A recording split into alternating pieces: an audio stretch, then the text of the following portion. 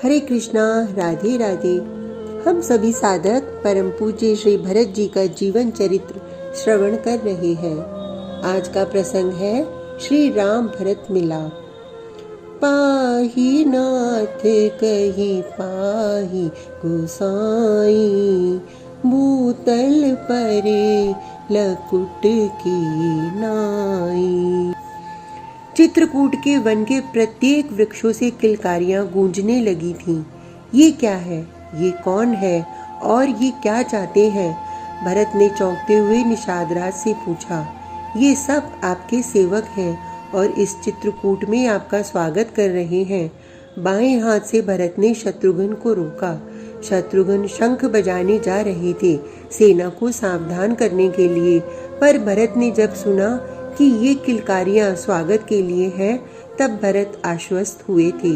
ये सब भील, कोल, किरात अपने अपने झोपड़े त्याग कर यहाँ श्री सीताराम जी की सेवा में रत हैं। भरत जी, आपकी सेना देखकर इन्हें भी मेरी तरह भ्रम हो गया था शायद, पर अब ये समझ गए हैं। शत्रुघ्न ने कहा, ये हमें मार देते। हाँ, ये वृक्षों में बिना हिले डुले, बिना आवाज किए घंटों तक रह सकते हैं। अरे, इन लोगों को तो पशु भी नहीं पहचान पाते कि वृक्ष में कोई और है।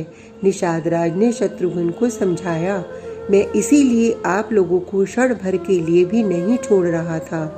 ओह, ये लोग मेरे प्रभु के सेवक हैं, मार देते मुझे।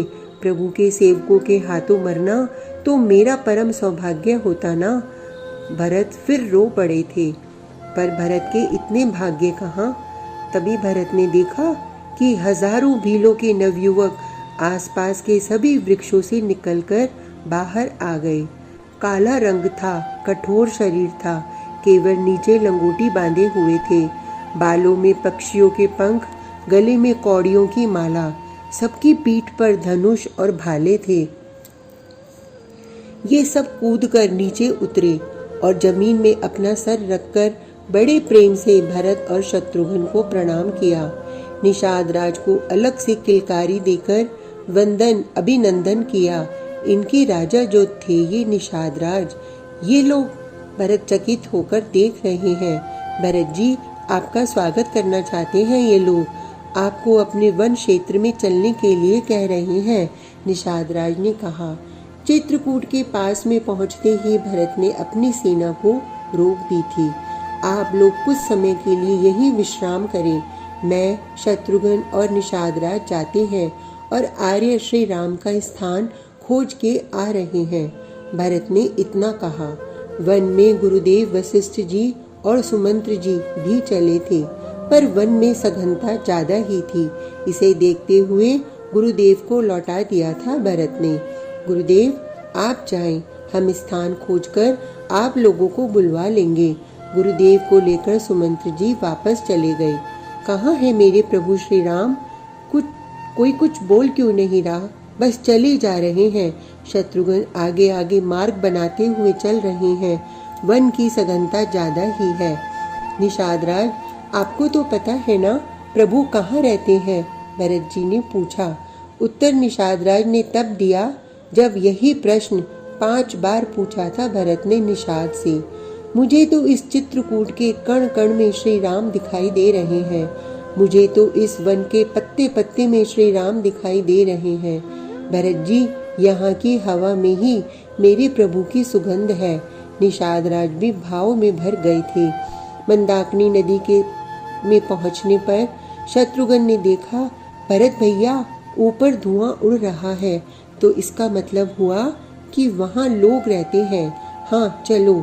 भरत जी शत्रुघ्न के पीछे पीछे चल रहे हैं। भैया, यहाँ वलकल सूख रहे हैं, शत्रुघ्न ने कहा। भरत दौड़े, उन वलकल को हाथों से छुआ। ये मेरे प्रभु के वलकल हैं। उनके देह से कमल की सुगंध आती है। देखो निषाद जी, इसमें भी कमल की सुगंध आ रही है ना? हाँ हाँ, आनंदित हो गए निषाद भी। आगे गए। मंदाकिनी से कोई ऋषि स्नान और संध्या करके अपनी गुफा में जा रहे थे। ऋषिवर, प्रभु श्री राम? इतना ही पूछा था भरत ने। मौन में ही उत्तर दिशा की ओर इशारा कर दिया ऋषि ने। हृदय की धड़कन बढ़ रही है भरत की। कहीं मेरे अपराध को देखते हुए प्रभु ने मेरी ओर ही नहीं देखा तो? एक प्रेमी के मन में जो जो आशंका उठती है, भरत के मन में उठी थी आज। फिर पीछे मुड़कर निषाद का हाथ पकड़ लिया। निषाद जी, आपको मानते हैं प्रभु, इसलिए मेरी ओर से भी कुछ प्रार्थना कर देना। रोते हुए हाथों को पकड़ लिया है भरत ने। आप आगे चलकर देखिए भरत जी। ओह, आपके पाँव में कितने कांटे गड़ गए हैं। भरत हंसे। मेरे पाँव दिख रहे हैं आपको, पर मेरे प्रभु के चरण? आम, कटहल और केले के वृक्षों का एक सघन कुंज था। उसके मध्य में एक विशाल वट का वृक्ष था। निषाद राज चिल्लाए, भरत जी, वहाँ है प्रभु की पर्णकुटी, उसी विशाल वट वृक्ष के नीचे। बस बैठ गए भरत। वहाँ की मिट्टी को हाथों में लेकर अपने सर में डालते हैं। तभी उन्हें चक्र, शंख, जौ, अंकुश, कमल आदि के चिन्ह दिखाई देते हैं। निषाद जी, देखिए मेरे प्रभु के चरण चिन्ह। आहा, भरत जी आनंदित हो गए। भरत जी पर्णकुटी के पीछे से गए हैं। सघन वन में यहाँ भी वलकल सूख रहे हैं। भरत देखते हुए चल रहे हैं। पर्णकुटी के पीछे से भरत ने प्रवेश किया। वट का विशाल वृक्ष है, उस पर प्रभु श्री राम विराजे हैं और नीचे लक्ष्मण बैठे हैं। सामने ऋषि मुनि हैं जो सत्संग कर रहे हैं। प्रभु श्री राम का मुखारविंद मंदाकिनी की ओर था और भरत जी पीछे से आए हैं। नाथ, हे मेरे नाथ, मेरी रक्षा करो। इतना कहते हुए धड़ाम से धरती पर भरत गिर पड़े। आंसुओं की धारा बह चली। नाथ, नाथ, यही शब्दों का उच्चारण बार बार कर रहे थे भरत। प्रभु, भैया भरत आए हैं, लक्ष्मण ने कहा। कहाँ है? श्री राम जी आतुर होकर उठे। कहाँ है मेरा भरत? अधीर होकर चारों ओर देखने लगे। नाथ, मेरी रक्षा करो। धरती में गिरे हुए थे भरत, जैसे पतली सी लाठी गिरी हो। देखा श्री राम ने भरत को। दौड़े, धनुष गिर गया, बाण गिर गए, उत्तरीय भी गिर गया। दौड़कर भरत को उठाने लगे श्री राम, पर भरत, वो तो उठने को तैयार ही नहीं है। हे नाथ, मैं पापी हूँ, मेरे कारण आपको बहुत कष्ट हुआ है। नहीं, मुझे मत उठाओ। नेत्रों से अश्रु प्रवाहित हो रहे हैं।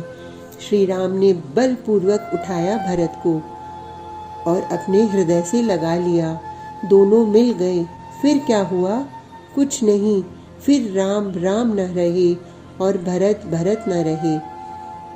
मन बुद्धि चित्त अहमिति बिसराई। मन भी खत्म हो गया भरत और राम का। बुद्धि भी खत्म हो गई, चित्त भी खत्म हो गया और अहंकार भी गल गया। अहंकार खत्म हो गया। राम ये भूल गए कि मैं राम हूँ और भरत ये भूल गए कि मैं भरत हूँ। दोनों एक हो गए। भक्त और भगवान का भेद ही समाप्त हो गया। यही है अद्वैत की स्थिति, प्रेमाद्वैत। प्रेम की विलक्षणता तो देखो। मन समाप्त हो जाता है प्रेम की उच्चावस्था में। बुद्धि नहीं रहती, चित्त भी जल जाता है, यानी प्रारब्ध या संस्कार सब जल गए। और तो और मैं यानी अहंकार भी खत्म हो गया। ये है प्रेम की विलक्षणता, जो सहजता से उस समाधि का स्वाद दे देती है। परम प्रेम पूरन दो भाई, मन बुद्धि चित्त अहमिति बिसराई। आज का प्रसंग इतना ही। कल तक के लिए हरे कृष्णा, राधे राधे।